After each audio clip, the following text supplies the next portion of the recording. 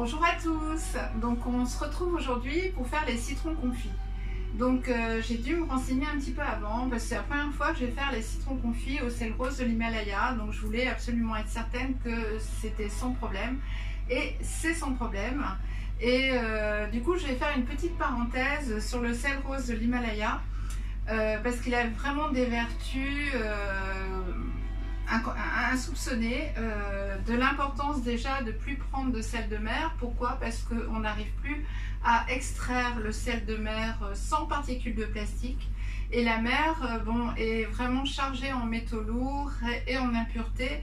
Et ça devient très difficile d'extraire le sel, un sel tout à fait correct. Et bon, on sait que les sels fins comme la baleine, tout ça, ils utilisent des adjuvants. Donc il faut vraiment éviter. Donc pour la petite parenthèse sur le sel rose de l'Himalaya, donc à savoir qu'il élimine les métaux lourds, il élimine les toxines, il rétablit l'équilibre acido-basique, il combat l'arthrose, les calculs rénaux, stimule la digestion, fortifie les os, réduit les signes de vieillissement, abaisse la tension artérielle, prévient les crampes, hydrate les cellules et améliore la circulation sanguine. Donc qui dit améliore la circulation sanguine, dit améliore l'énergie. Voilà, donc pour faire les citrons confits, donc j'ai commencé parce que je voulais voir si au niveau des quantités de citron j'étais bien. Je voulais un bocal de parfait, je n'en avais pas, donc je vais faire avec celui-là, mais normalement on va se débrouiller. Il faut de l'eau de source, donc on a commencé à mettre l'eau de source et 3% de sel, c'est-à-dire que pour 1 litre d'eau on va mettre 30 g de sel. Donc là je les ai mis, il en reste un tout petit peu. Je vous explique aussi, en fait moi je fais toujours moitié citron entier, donc que je coupe en 4 et que je verse là-dedans, et moitié quartier de citron.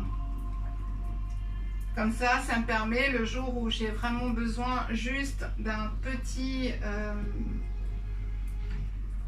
bout de citron, de ne pas prendre un citron entier.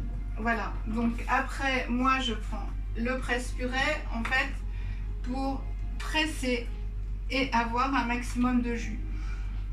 Voilà, donc après, à savoir que il faudra attendre 3 à 4 semaines pour les consommer. Donc là, comme je ne veux pas que les citrons touchent le couvercle qui est en métal, j'ai trouvé un pot en fait qui est exactement de la largeur. Donc ça peut être un petit ramequin, ça peut être des branches de romarin si vous n'en avez pas. Donc voilà, donc là on voit l'avantage de mettre les quartiers de citron aussi, c'est que vous allez combler les vides entre les citrons entiers.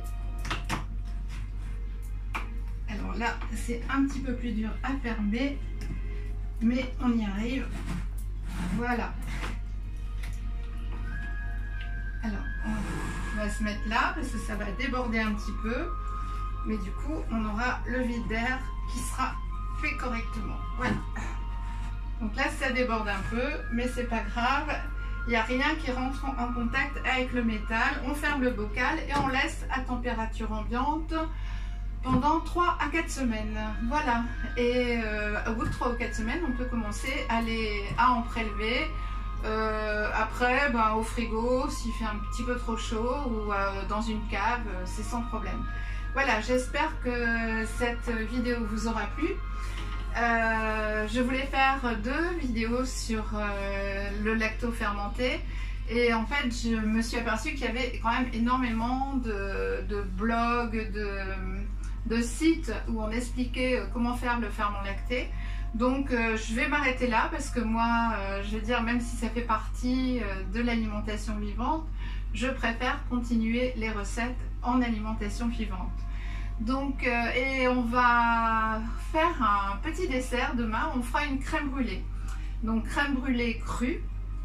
Donc il nous faudra des noix de cajou que je vais faire tremper maintenant, du curcuma, entre autres. Et voilà, je vous expliquerai comment la faire et ça se déguste presque tout de suite.